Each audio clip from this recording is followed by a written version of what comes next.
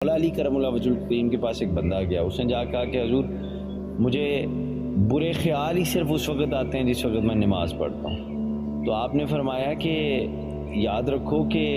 چور ڈاکو جو ہوتا ہے وہ اسی گھر کو لوٹتا ہے جہاں کوئی قیمتی سامان ہو،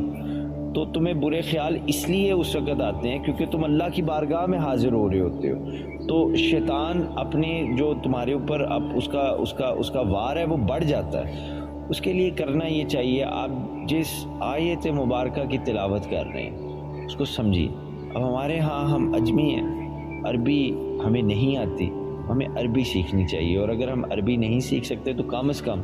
جن آیات مبارکہ کا قرآن مجید سے ہم تلاوت کر رہے ہیں ان کا ترجمہ یاد کر رہے ہیں، تاکہ جب آپ وہ عربی میں آیت مبارکہ قرآن مجید کی تلاوت کر رہے ہوں آپ کے ذہن کے اندر اس کا ترجمہ بھی چل رہا ہو، تو انشاءاللہ تعالیٰ آپ دیکھیں گے کہ وسوسے کم ہو جائیں گے۔ اور بھی بہت طریقے ہیں مگر یہ ایک بہت ایزی سمپل آسان طریقہ ہے کہ جب آپ سورہ فاتحہ پڑھ رہے ہیں تو آپ کو پتہ ہو کہ میں رب سے مانگ کیا رہا ہوں۔ جب آپ کو اپنے مالک سے پتہ ہی نہیں مانگ کیا رہا ہوں تو آپ کو کیسے پتہ لگے گا کہ رب دے کیا رہا ہے؟ تو اس لیے بہت ضروری ہے کہ آپ اپنی نماز کے حوالے سے ہمیں محنت کرنی چاہیے، پلان کرنا